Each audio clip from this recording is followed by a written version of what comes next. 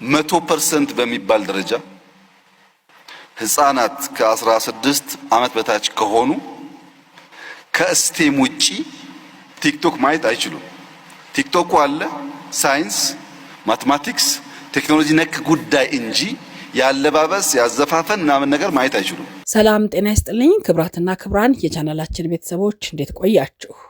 የማህበራዊ ሚዲያ አጠቃቀምን በተመለከተ ጠቅላይ ሚኒስትር አብይ አህመድ መግለጫ ሰጥተዋል። ይህንን ተከትሎ በተለይ ባለፉት ሳምንታት የታሰሩትና ከታሰሩ በኋላ ደግሞ የተወሰነ ግንዛቤ ተሰጥቷቸው የተፈቱ ቲክቶከሮችን አስመልክቶ ማብራሪያ ሰጥተዋል። በተለይም ማህበራዊ ሚዲያ በዘመናችን እጅግ አስፈላጊ ከሆኑ የመገናኛና የመረጃ ምንጮች አንዱ እንደሆነ ይታወቃል። በኢትዮጵያም ቢሆን የማህበራዊ ሚዲያ ተጠቃሚዎች ቁጥር ከጊዜ ወደ ጊዜ እየጨመረ የመጣ ሲሆን በተለያዩ መንገዶች ጥቅም ላይ እየዋለም ይገኛል። በጥር 2025 መጀመሪያ ላይ በኢትዮጵያ የ8.30 ሚሊዮን የማህበራዊ ሚዲያ ተጠቃሚዎች መለያ የነበሩ ሲሆን ይህም ከጠቅላላው ህዝብ ብዛት 6.2 በመቶ ጋር እኩል ሆኖ ተገኝቷል ሲል መረጃው አክሏል። ከነዚህ ተጠቃሚዎች ውስጥ 67.7 በመቶ ወንዶች ሲሆኑ 32.3 በመቶ ሴቶች መሆናቸው ተረጋግጧል። እንግዲህ የማህበራዊ ሚዲያ አጠቃቀም ዘርፎች እጅግ በጣም በርካታ ናቸው። አንደኛውና ዋነኛው ከግንኙነት ጋር ተያይዞ የሚነሳ ጉዳይ ነው። ሰዎች ከጓደኞቻቸው ከቤተሰቦቻቸውና ከሚያውቃቸው ጋር በቀላሉ ለመገናኘት ይጠቀሙበታል። ርቀትም ቢኖር እንኳ የድምፅና የቪዲዮ ጥሪዎችን በማድረግ የቅርብ ግንኙነትን ለመጠበቅ ይረዳል። አዳዲስ ጓደኞችንና ተመሳሳይ ፍላጎት ያላቸውን ሰዎች ለማግኘት እንደ መድረክም ያገለግላል። ወቅታዊ ዜናዎችንና መረጃዎችንም በፍጥነት ለማግኘት ያስችላል። ከተለያዩ ምንጮች መረጃዎችን ለማግኘት ሰፋ ያለ ግንዛቤ ለመያዝም ጭምር ይረዳል። የተለያዩ አስተያየቶችንና ትንታኔዎችን ለመከታተልም ያስችላል። በተለይ ደግሞ ላወቀበት ትምህርትና እውቀትንም ጭምር ይሰጣል። የትምህርት ይዘቶችንና መረጃዎችን ለመለዋወጥም ይጠቅማል። በተለያዩ ርዕሰ ጉዳዮች ላይ እውቀትን ለማስፋት የመስመር ላይ ትምህርቶችንና ሴሚናሮችን ለመከታተል ጭምርም ያገለግላል። ንግድና ማስታወቂያን በተመለከተ ዘርፈ ብዙ ጥቅም አሉት። በተለይም ከደንበኞች ጋር በቀጥታ ለመገናኘትና ግብረ መልስ ለመሰብሰብ፣ አዳዲስ ገበያዎችን ለመድረስና ሽያጮችን ለማሳደግ፣ በመዝናኛው ረገድም ቢሆን ቪዲዮዎችን፣ ሙዚቃዎችንና ሌሎች የመዝናኛ ይዘቶችን ለመመልከትና ለማጋራት ያገለግላል። በተለይ ሰዎችን ለተለያዩ ማህበራዊ ጉዳዮች ለማንቃትና ለማሰባሰብም ይጠቅማል። የተቃውሞና የድጋፍ እንቅስቃሴዎችን ለማስተባበርም ያግዛል። የህዝብን ድምፅ ለማሰማትና ለውጥ ለማምጣትም ኃይለኛ መሳሪያ እንደሆነ ይታወቃል። ነገር ግን የማህበራዊ ሚዲያ ጥቅሞች እንዳሉ ሁሉ ጉዳቶቹም እጅግ በጣም ብዙ ናቸው።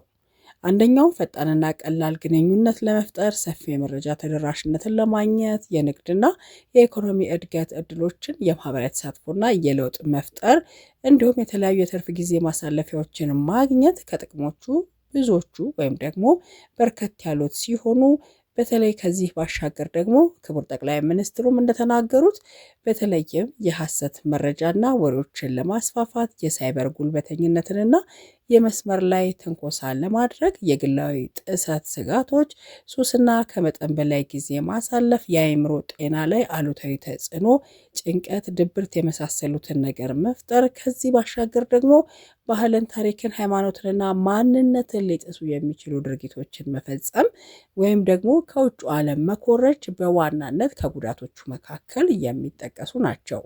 እናም ይህንን ተከትሎ ጠቅላይ ሚኒስትር አብይ አህመድ ቲክቶከሮቻችን እንፈልጋቸዋለን፣ መስራት አለባቸው፣ ነገር ግን ከባህልና ከማንነት ፈንገጥ ያሉ ነገሮችን ስናገኝ ደግሞ መመከር ያስፈልጋቸዋል ብለዋል። አድምጠን እንመለስ። ቲክቶክ ጋር ተያይዞ በቁጥጥር ስር የዋሉ ወጣቶች ነበሩ። እነዚያ ወጣቶች ለኢትዮጵያ አስፈላጊ ናቸው። ያንን አውድ ተቀላቅለው ፈጥረው ለመማር ስራ ለመስራት መሞከራቸው ሊበረታታ የሚገባው ጉዳይ ነው።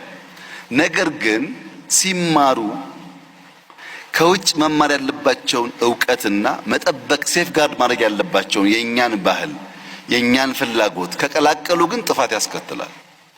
ለዚያ ደግሞ መገሰጽ መመከር ያስፈልጋል ማለት ነው። ግማሹ ለምን ተያዙ ግማሹ ለምን አልተያዙም ይላል። እኛ ልጆቹን ኢንከሬጅ ማድረግ ነው የምንፈልገው፣ ግን እየገሰጽን እያስተማርን። ለምሳሌ አንድ ሀገር ብንወስድ ስም መጥቀስ ባያስፈልግም ከ16 ዓመት በታች ያሉ ልጆች ሞባይል እንዳይዙ ህግ ያወጣ ሀገር አለ። ለምን? እነዚያ ልጆች ሞባይል ይዘው ከሚያገኙት ዕውቀት በላይ ጥፋት ነው ብሎ አስቧል። ታዲያ እንዴት ቴክኖሎጂ ይጠቀሙ ሲባል ትምህርት ቤት ሲሄዱ ኮምፒውተር አላቸው፣ መምህራን ይቆጣጠራሉ።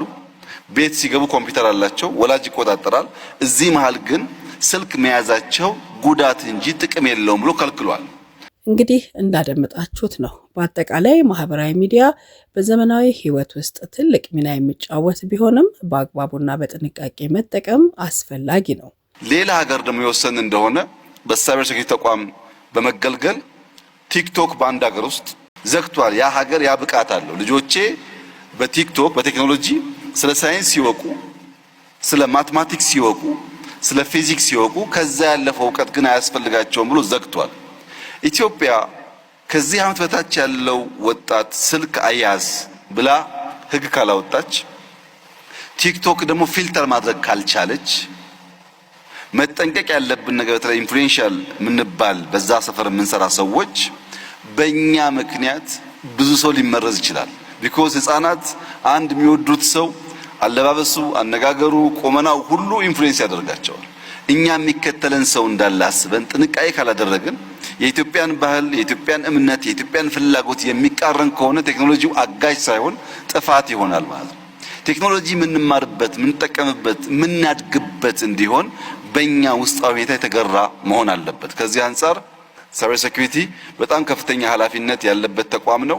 ይህን እንደሚያሳካ ተስፋ ይደረጋል። ጥቅሞቹን ለመጨመርና ጉዳቶቹን ለመቀነስ ደግሞ ግንዛቤን ማሳደግና ኃላፊነት የሚሰማው አጠቃቀምን መከተል ያስፈልጋል።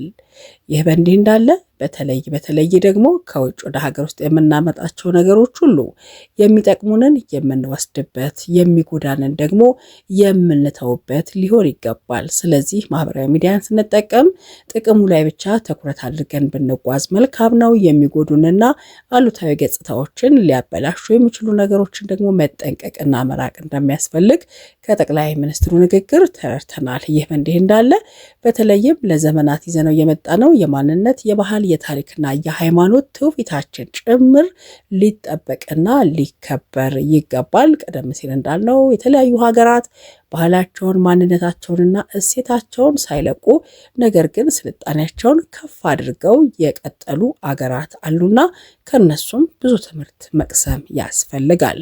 ስለዚህ በተለይ ቲክቶከሮቻችን እንዲሁም ደግሞ ታዋቂ ሰዎቻችን በተለይም ለነገይቱ አገር ተረካቢ ዜጎች የሚጠቅም ነገር ብናበረክትበት አስተዋጽኦ ከፍ ያለ የጎላ ይሆናል የሚል እምነት አለን። የተለያዩ ሴክተር እየመሩ ያሉ ወጣቶች ኢትዮጵያ ስትራቴጂ በመንደፍ ብቻ ሳይሆን በዚያ ዘርፍ ሊመሩ የሚችሉ አመራሮች በመፍጠርም ከፍተኛ ተስፋ እንዳለ የሚያመላክት ነው። እናመሰግናለን ስለተከታተላችሁ። ይህንን ቻናልም ላይክ፣ ሰብስክራይብ ማድረጋችሁን አትዘንጉ መልእክታችን ነው። መልካም ጊዜ በያላችሁበት። ቸር ይቆየን።